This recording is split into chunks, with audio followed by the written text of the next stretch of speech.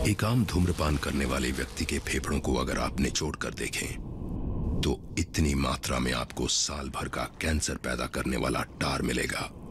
इतना टार आपको बीमार, बहुत बीमार बनाने के लिए काफी है।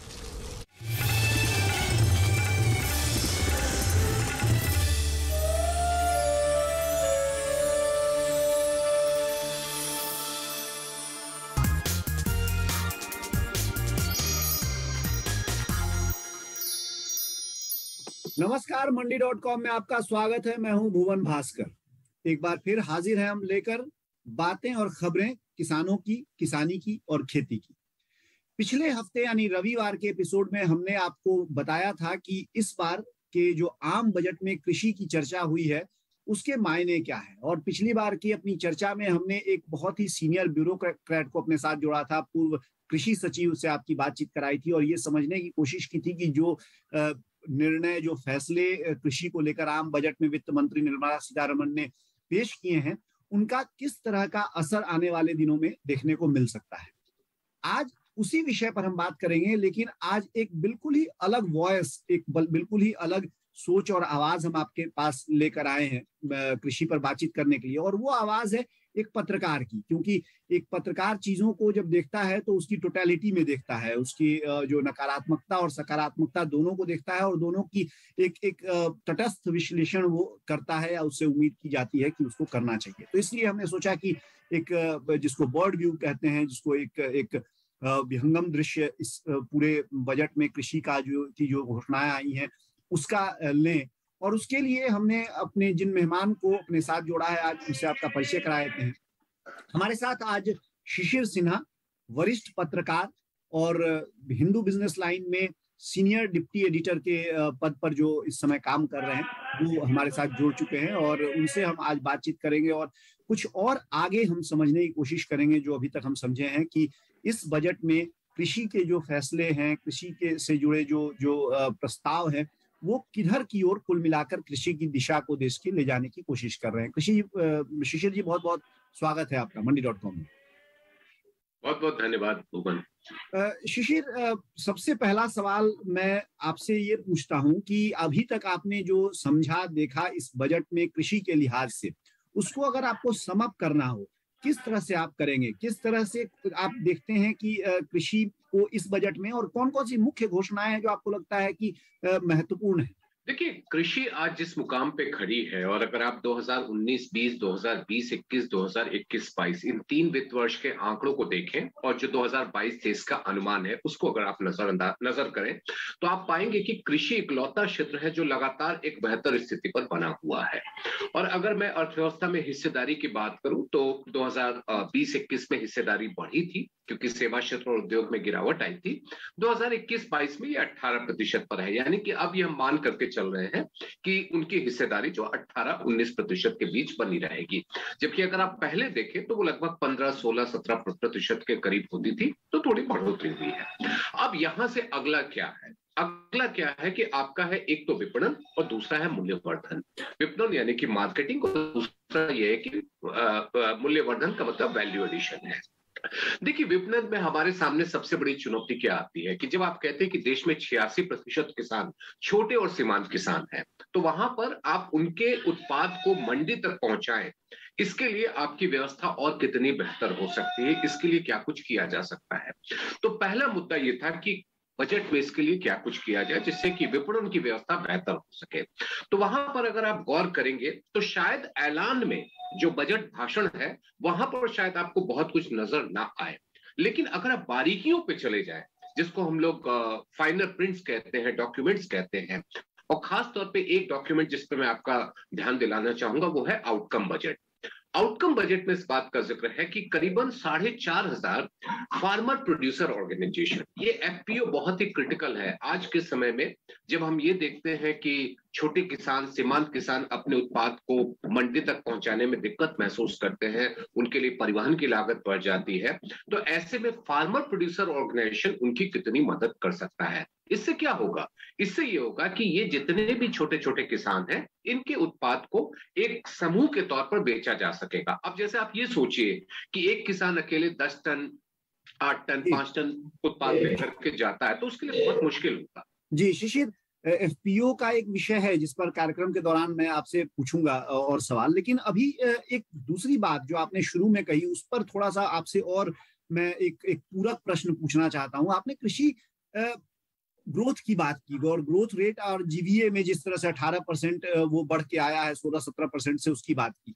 लेकिन जो आलोचक हैं वो यहाँ पर ये भी जोड़ते हैं कि जैसा कि खुद वित्त मंत्री ने भी आंकड़े दिए कि 3.9% इस साल कृषि वृद्धि दर रहने की उम्मीद है, जो कि पिछले साल 3.6% थी। यहाँ तक तो ठीक है कि वो बढ़ी है, लेकिन जिस तरह से रिबाउंड हुआ है पूरी अर्थव्यवस्था का, 9% हम बढ़ने जा रहे हैं, 9.2% पूरी अर्थव्यवस्था के लिहाज से, उस हिसाब से देखें तो कृषि तो एक तरह से उसी स्तर पर रह गई है जिस स्तर पर जो कोरोना का पीक था वहां पर थी।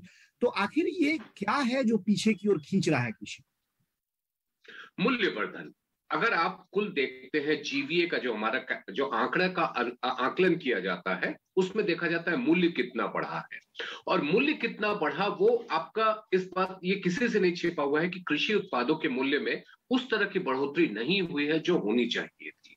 तो उत्पादन बढ़ा, लेकिन क्या उसी मुकाबले में, उसी अनुपात में उसकी कीमत में भी बढ़ोतरी हुई? इसका जवाब है शायद नहीं। इस स्थिति यह है कि आपको जो कीमत अभी मिल रही है वो कीमत जो खासतौर पे किसानों के स्तर पर है वो कीमत थोड़ी कम है, और यही वजह है कि मैंने एफपीओ का जिक्र किया, क्योंकि एफपीओ की भूमिका यहां पर महत्वपूर्ण हो जाती है कि किसान को सही समय पर वाजिब कीमत मिले। पहली चीज ये है, और इसी के साथ दूसरा जुड़ा हुआ ये है कि अगर हम उसकी जो नुकसान होता है, चाहे वो वेयर हाउसिंग के जरिए हम करें या फिर हम फूड प्रोसेसिंग इंडस्ट्री के जरिए करें, ये दोनों के मामले में अगर हम कर देते तो उसका वैल्यू एडिशन होगा, जिससे कि उसकी कीमत और बढ़ेगी। तो अभी जो हम कीमत देख रहे हैं वो उत्पाद, आप समझ लीजिए कच्चे उत्पाद की कीमत है। इसीलिए जरूरत इस बात की है कि हम इसको किस तरह से बढ़ोतरी कर सकते हैं, तभी जाकर के ये आपको बढ़ोतरी दर भी आपको ऊंची दिखाई देगी।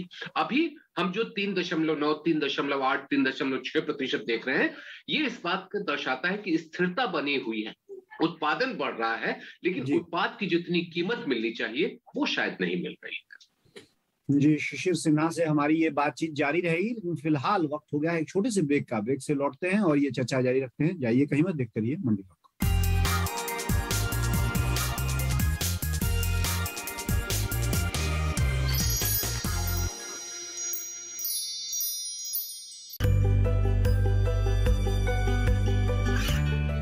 गांवों और पिछड़े क्षेत्रों में सरकारी योजनाओं की जानकारी पहुंचा। देश में कौशल और क्षमता विकास कर ग्रामीणों को सामाजिक बदलाव और विकास से जोड़ने की दूरदर्शन किसान की पहल चौपाल चर्चा देखें सोमवार से शुक्रवार सुबह 9 बजे। खुशहाल होंगे खेत, पशु रहेंगे स्वस्थ, सरकारी स्कीम का होगा लाभ, जब एक्सपर्ट्स का मिलेगा साथ, आपके सवाल विशेषज्ञों के जवाब, सिर्फ एक फोन कॉल की दूरी पर। देखिए किसानों का अपना प्रोग्राम हेलो किसान, सोमवार से शुक्रवार शाम 6 बजे से सिर्फ दूरदर्शन किसान पर।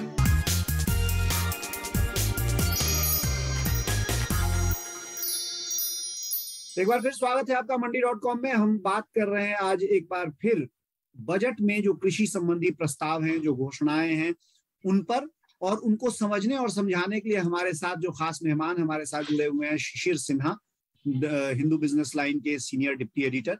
और शिशिर, ब्रेक पे जाने से पहले आपने वैल्यू एडिशन की बात कही, और ये बहुत महत्वपूर्ण, आपने बिल्कुल एक शब्द में सटीक सा उत्तर दिया कि यही एक चीज है जो भारतीय कृषि को पीछे खींच रही है। अब अगर आपके इस जवाब से बजट के प्रावधान को मैं जोड़ूं तो मैं देखता हूं कि इस बार खास तौर से वित्त मंत्री ने जो कृषि स्टार्टअप्स की बात कही है और उनके लिए नाबार्ड के जरिए एक बड़ा फंड भी देने की घोषणा की है। ये कितना महत्वपूर्ण इसको आप मानते हैं, और जो एफपीओ पर सरकार का जोर है उससे भी क्या कहीं इसको आप लिंक होता देख रहे हैं? बिल्कुल, देखिए एग्रीटेक एक ऐसा विषय है जिसमें भी बहुत कुछ संभावनाएं हैं। जैसे आपने देखा कि सेवा क्षेत्र में खासतौर पे अगर महामारी के दौरान देखिए तो कई सारे स्टार्टअप ने अपनी अलग पहचान बनाई। हम सभी जानते हैं कि हमारे देश में किस तरह से यूनिकॉर्न की संख्या बढ़ी है, लेकिन एक ऐसा क्षेत्र जहां पर लगभग 65% आबादी है, 50% श्रमशक्ति है, अच्छा खासा उत्पादन होता है, वहां पर तकनीक के जरिए उस उत्पादन को बाजार तक पहुंचाने कम से कम समय में, और उस उत्पादन के लिए हम बेहतर से बेहतर कीमत का इंतजाम करने, या उस उत्पादन का अगर वैल्यू एडिशन होता है, प्रोसेसिंग होता है, वो कितनी जल्दी लोगों तक पहुंचता है, किस तरीके की नई तकनीक आ रही है जिससे आप अपने उत्पाद को और बेहतर बना सकते हैं। तो ये कुछ ऐसी चीजें हैं जो एग्रीटेक के लिए बहुत ही क्रिटिकल है, और यही वजह है कि स्टार्टअप का प्रसार ग्रामीण क्षेत्र में बड़े पैमाने पर हो, कृषि में बड़े पैमाने पर हो। इस बजट में उसका खास तौर पर जिक्र दिया गया है। देखिए, स्टार्टअप का अनुभव हमारे यहाँ बेहतर रहा है, उसके लिए बुनियादी ढांचा व्यवस्थित हो चुका है। अब जरूरत इस बात की है कि जो हम लोग उद्योग और सेवा में देख रहे थे वो कृषि में भी आए, और कृषि में आएगा तो इसका सबसे बड़ा फायदा क्या होगा कि आप जो हम दो मूल्य तत्वों पर बार बार जोर दे रहे हैं कि विपणन और मूल्यवर्धन, इन दोनों में उसकी बड़ी भूमिका होगी। और एक छोटा से छोटा किसान भी, एक सीमांत किसान भी ये महसूस कर सकेगा कि मुझे क्रॉप रोटेशन कैसे करना है, मुझे डाइवर्सिटी कैसे लानी है, मुझे बाजार के हिसाब से कैसे उत्पादन तैयार करना है। ये सारी चीजें उसके पास अगर जानकारी मिलेगी, वो उसके लिए और पूरे एग्रीकल्चर सेक्टर के लिए, पूरी कृषि क्षेत्र के लिए बहुत बेहतर होगा। मुझे लगता है कि ये एक बहुत ही अच्छा पहल है, और इसके फायदे थोड़े समय में भी मिलेंगे और लंबे समय में भी मिलेंगे। जी, स्टार्टअप्स हो या कोई भी कंपनी हो, जब कृषि क्षेत्र में आती है तो उसके लिए वॉल्यूम्स बहुत महत्वपूर्ण होते हैं, और उसको एक तरह के यानी एक गुणवत्ता वाले ज्यादा से ज्यादा जो कृषि उपज है वो एक जगह से मिल सके, और इसकी निश्चितता हो, ये बहुत महत्वपूर्ण उसके लिए है। इस लिहाज से अगर हम पहले जो एफपीओ पर बात कर रहे थे उसको अगर जोड़े, तो आपको लगता है कि दोनों एक दूसरे को बढ़ाने के लिए, दोनों एक दूसरे से बढ़ने और बढ़ाने के लिए जिम्मेदार रहेंगे? बिल्कुल, देखिए यहाँ पे मैं अगली बात वही कहना चाहता था कि फार्मर प्रोड्यूसर ऑर्गेनाइजेशन ये क्या है। ये एक ऐसा संगठन है जहां पर छोटे और सीमांत किसान आपके जुड़ जाएंगे। उन सबको पता होगा, एक मंच से उनको पता होगा कि आप उनको क्या उत्पादन करना है, किस गुणवत्ता का उत्पादन करना है, बाजार की जरूरत क्या है, और उसके लिए जो उनको कच्चा माल चाहिए, चाहे हम बीज की बात करें, खाद की बात करें, या बाकी दूसरे किसी भी तरह के हम कच्चे माल की बात करें, वो उनको उपलब्ध होगा। तो इससे फायदा ये होगा कि इनपुट और आउटपुट दोनों की बेहतरी की स्थिति बनेगी, एक समानता होगी, और बाजार की जरूरत को पूरा करने में मदद मिलेगी। ये छोटे स्तर पर भले ही शुरू होगा, आप कहेंगे कि पहले जो है वो 1000 जुड़ेंगे, 2000 जुड़ेंगे, लेकिन एक एक जिले के स्तर पर अगर आप सोचिए कि 1000, 2-2000 किसान मिल करके अगर एफपीओ के तहत काम करते हैं स्टार्टअप के साथ मिल करके, तो आप सोचिए कि कितना बड़ा बाजार विकसित हो रहा है, घरेलू स्तर पर भी और अंतर्राष्ट्रीय स्तर पर भी। जी, अच्छा शिशिर, आपने एक बात कही कि बजट भाषण में बहुत सारी बातें नहीं आई हैं, लेकिन फाइन प्रिंट्स में है, और शायद इसीलिए बजट भाषण इस बार का बहुत छोटा भी रहा पिछले बजट भाषणों के मुकाबले देखा जाए। लेकिन एक जो जिक्र बजट भाषण में किया वित्त मंत्री ने, वो था एमएसपी से जुड़ा, और कहा कि 2,37,000 करोड़ रुपए एमएसपी के जरिए जो प्रोक्योरमेंट किया जाएगा। इस घोषणा का क्या निहितार्थ है शिशिर, आपसे थोड़ा समझना चाहता हूं, क्योंकि एमएसपी पर खरीद तो होती ही रही है, पहले भी होती रही है, लेकिन इस तरह की घोषणा हमने पहली बार देखी है। और देखिए, 3 कृषि कानूनों के निरस्त होने के बाद जो मूल बात यही थी कि एमएसपी को लेकर के क्या होगा। और अगर आप याद करें तो प्रधानमंत्री ने वित्तीय वर्ष कहा था कि वो एक समिति का गठन करेंगे जो कि इन तमाम मुद्दों को देख करके अपनी राय देगी और उसके हिसाब से कदम उठाया जाएगा। अब ये समय था जब बजट आया, तो ये उम्मीद की जा रही थी कि शायद बजट में उस समिति को लेकर के कुछ औपचारिक ऐलान कर दिया जाए। चूंकि वो ऐलान नहीं हुआ, तो आपको ये एहसास दिलाना, ये भरोसा दिलाना जरूरी था कि एमएसपी पर खरीद जो है उसमें किसी भी तरह की कमी नहीं हुई है, बल्कि बढ़त हुई है। और अगर आप फूड सब्सिडी का आंकड़ा देखें जो 2 लाख करोड़ रुपए से ज्यादा का है, वो इसलिए भी महत्वपूर्ण है क्योंकि जो 80 करोड़ लोगों के लिए जो मुफ्त खाद्यान्न देने की बात थी, वो आपके 31 मार्च को खत्म हो रहा है। तो इसके बाद 2022-23 में आप अगर आप फूड सब्सिडी में ज्यादा रकम का प्रावधान करते हैं तो इसका मतलब है कि एमएसपी पर खरीद आपकी ज्यादा होगी। अभी की परिस्थिति और अगले साल की परिस्थितियां अलग अलग होंगी।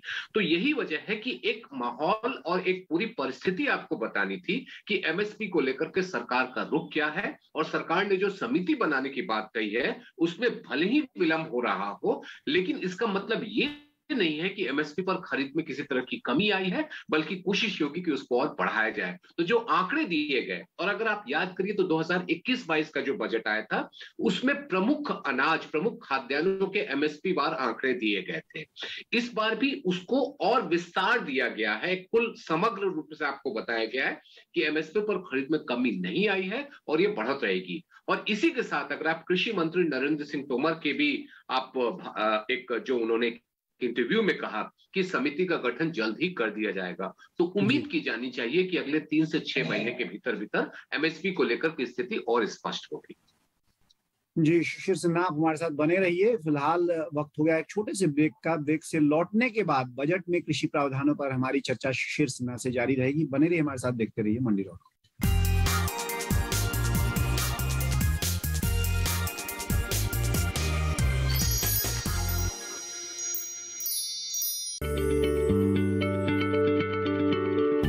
क्या आप किसी बीमारी से परेशान हैं? चाहते हैं डॉक्टर की सलाह? तो हम हैं आपके साथ। बताएंगे आपको जीने की राह। समस्याएं आपकी, समाधान देश के मशहूर विशेषज्ञों के। घर बैठे बात करें देश के जाने माने डॉक्टरों से। हमारे लाइव प्रोग्राम स्वस्थ किसान में हर शनिवार शाम 6 बजे से 7 बजे तक। ये कामयाबी है अन्नदाता की। ये कहानी है खेत और खलिहानों की। कैसे करें अपने पशुओं की देखभाल, जानिए गांव-गांव के किसानों का हाल। देखिए गांव किसान, सोमवार से शुक्रवार दोपहर 12 बजे।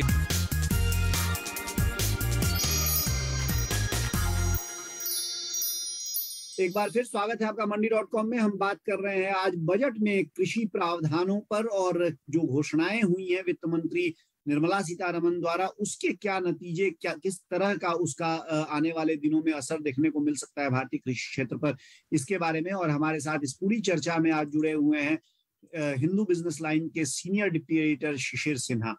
शिशिर जी, ब्रेक पे जाने से पहले हमने लगभग कई चीजों को, कई पहलुओं को छुआ है आज कृषि बजट के लिहाज से, लेकिन बिल्कुल शुरू में एक जिस बिंदु पर बहुत ज्यादा जोर आपने दिया था वो है फूड प्रोसेसिंग, और आपका कहना था कि वैल्यू एडिशन से ही हम कृषि को अगले स्तर पर ले जा सकते हैं। पहले भी हमने देखा है कि फूड प्रोसेसिंग पर सरकार जोर देती रही है, और यहाँ तक कि एफडीआई को पूरा एक तरह से उसमें डायरेक्ट रूट से आने की अनुमति भी दी जा चुकी है, लेकिन इसके बावजूद उस तरह की प्रगति इस क्षेत्र में नहीं देखी जा रही है या देखी गई है जैसी अपेक्षा की जाती है। इस बजट में क्या ऐसा है जिससे आपको लगता है कि इस दिशा में हम और तेजी से बढ़ेंगे? थोड़ा सा मैं आपको पीछे ले चलना चाहूंगा। जो बजट के पहले जो प्रक्रिया शुरू हुई वो था PLI, production linked incentive scheme, जो कि फूड प्रोसेसिंग में शुरू किया गया।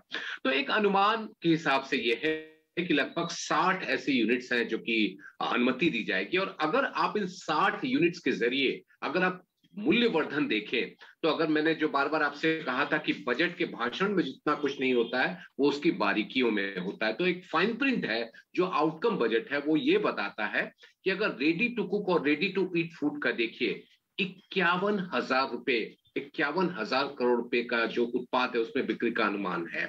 उसी तरीके से अगर आप फ्रूट एंड वेजिटेबल सेगमेंट में देखें 24,000 करोड़ रुपए का है। अगर आप मरीन प्रोडक्ट में देखें तो लगभग 12,500 करोड़ रुपए का है, और मोज़रेला चीज के मामले में देखें तो 750 करोड़ रुपए का है। ये कुछ ऐसे आंकड़े हैं जो ये बताता है कि फूड प्रोसेसिंग में जो प्रोडक्शन लिंक्ड इंसेंटिव्स दिए गए हैं वो कृषि में किस तरीके से मूल्यवर्धन को बढ़ावा देंगे। मुझे लगता है कि यहाँ पर 2 बातों का ध्यान रखना है कि एक तो पारंपरिक जो आपकी फसलें हैं, और दूसरी जो व्यावसायिक और जो आपके नगदी फसल हैं उनको आप किस तरीके से बढ़ावा देते हैं। तो यहां पर जब आपके पास उत्पादक होगा जो कि इन सामान को तैयार करके बाजार तक ले जाने के लिए तैयार है, वहां पर जरूरत इस बात की होगी कि जो कच्चा माल है, चाहे हम रेडी टू कुक फूड की बात करें, रेडी टू ईट फूड की बात करें, या फिर हम बात करें फ्रूट एंड बेवरेजेज के लिए, उसके लिए जो कच्चा माल है वो तो किसान उसको उत्पादन करेगा। तो एक तरफ उत्पादक है जो पीएलआई में यूनिट लगा रहा है, एक तरफ किसान है जो अपना सामान इनको दे सकता है। तो ये पूरा एक चेन बनेगा जिसका फायदा किसान को बड़े पैमाने पर मिल सकता है। ये इस बजट की बारीकियों में ये बात कही गई है। जी, फूड प्रोसेसिंग तो एक पहलू हो गया जिससे कि किसानों की आमदनी बहुत तेजी से बढ़ सकती है, लेकिन एक साथ ही दूसरा पहलू है एलाइड सेक्टर, जो कि लाइव स्टॉक भी इसको बोलते हैं, जिसमें कि डेयरी भी आता है, कुक्कुट पालन यानी मुर्गी पालन प्लस फिशरीज भी उसका हिस्सा है। और बार बार सरकार की कई रिपोर्ट्स में ये कहा गया है कि ये जो क्षेत्र हैं उनका जो ग्रोथ रेट है वो 8% से ज्यादा जा रहा है और वो बहुत बड़ी भूमिका निभा रहे हैं। 15% से ज्यादा किसानों की कुल आमदनी में उनकी हिस्सेदारी है। इस लिहाज से इस बजट में क्या कुछ आप देख रहे हैं और आपको क्या लगता है कि उनका किस प्रकार का परिणाम आने वाले दिनों में देखने को मिल सकता है? देखिए, अलाइड एक्टिविटी को आप दो कैटेगरी में बांटिए। एक तो आपका ये हो गया कि जैसे पशुपालन का आपने जिक्र किया, और उसमें अगर मैं चाहे कुक्कुट पालन की बात करूं या फिर मैं अगर जो मत्स्य पालन की बात करूं जिसके लिए आपके पास मंत्रालय भी है, उसमें तो बढ़ोतरी दी गई है और बजट में उसके लिए रकम का प्रावधान भी किया गया है। दूसरी ओर अगर हम एलाइड एक्टिविटीज में देखें तो अगर हम कहें कि micro small and medium enterprises, जो छोटे छोटे कारोबार हैं, उद्यमी हैं, वो वहां पर काम शुरू करें, तो आपने स्टार्टअप का जिक्र किया था, वो स्टार्टअप भी तो एक एलाइड एक्टिविटी में आ गया।